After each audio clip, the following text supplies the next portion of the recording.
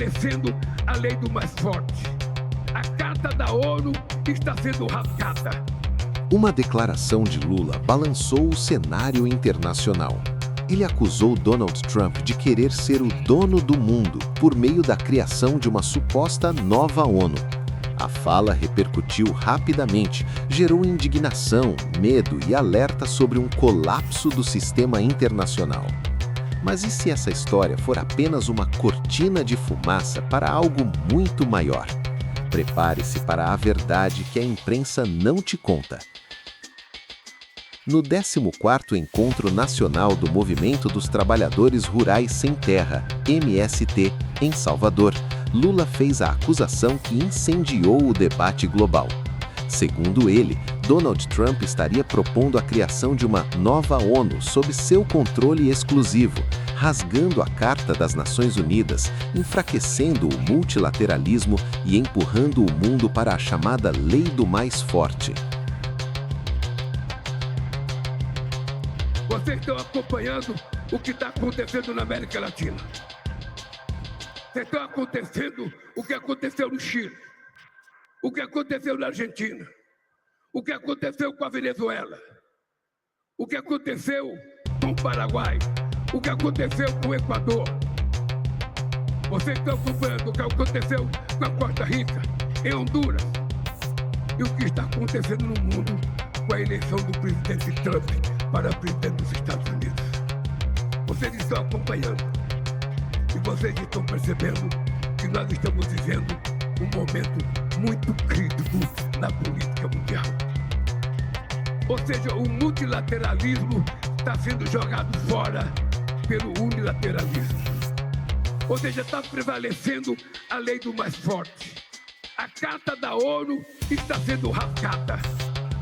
E ao invés da gente corrigir a ONU, que a gente reivindica desde que eu fui presidente em 2003, reforma da ONU, com a entrada de novos países, com a entrada de México, do Brasil, de país africano, o que está acontecendo? O presidente Trump está fazendo uma proposta de criar uma nova ONU e que ele, sozinho, é o dono da ONU. Então, o que nós precisamos é ter em conta a fragilidade política dos partidos no mundo hoje. Eu estou há uma semana telefonando para todos os países do mundo. Já falei com muitos países. Já falei com a figura mais importante. Já falei com o Putin. Já falei com o Xi Jinping. Já falei com o primeiro-ministro da Índia. Já falei com o presidente da Hungria. E já falei com muitos outros presidentes, com a Cláudia do México.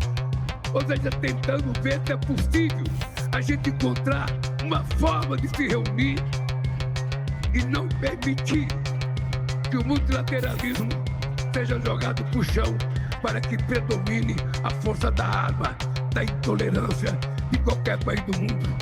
O Brasil não tem preferência de relação. O Brasil quer ter relação com os Estados Unidos. O Brasil quer ter relação com Cuba. O Brasil quer ter relação com a China. O Brasil quer ter relação com a Índia. O Brasil quer ter relação com a Rússia.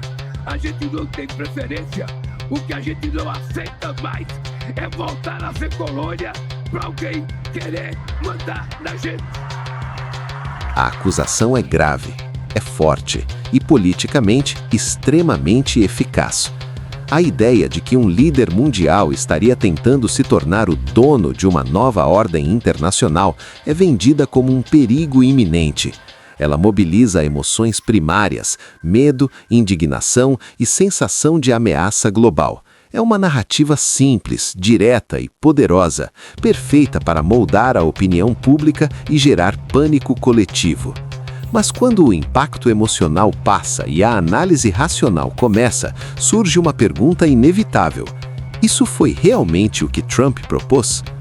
A fala de Lula não surge no vácuo.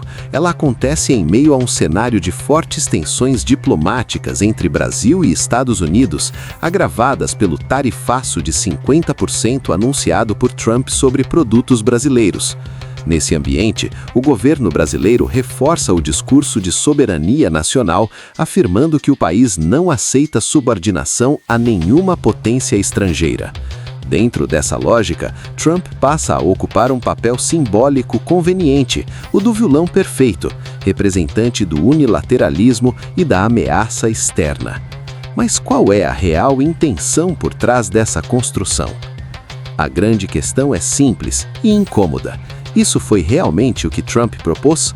Ou a narrativa apresentada por Lula é uma manobra política calculada, pensada para desviar o foco, inflamar a população e fortalecer seu discurso de soberania justamente em um momento de crise diplomática com os Estados Unidos? Durante o Fórum Econômico Mundial em Davos, Trump não anunciou a criação de uma nova ONU, nem propôs a extinção ou substituição formal da ONU. O que ele apresentou foi a ideia de um organismo independente chamado Board of Peace, ou Conselho da Paz. Trata-se de uma estrutura paralela, com carta constitutiva própria, regras distintas das da ONU e um objetivo declarado: promover paz, estabilidade e reconstrução em regiões devastadas por conflitos armados, com foco inicial na faixa de Gaza. Trump justificou a proposta alegando falhas históricas da ONU em resolver conflitos prolongados.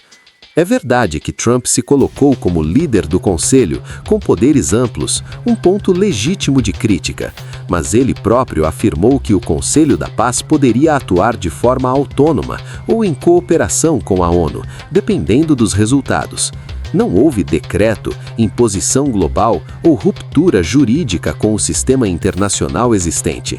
Além disso, o projeto encontrou resistência imediata.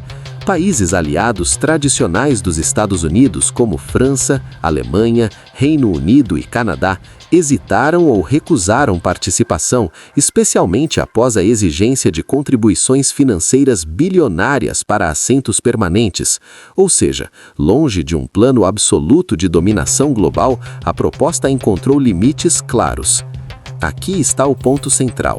Uma proposta controversa foi transformada no discurso político em uma ameaça sistêmica.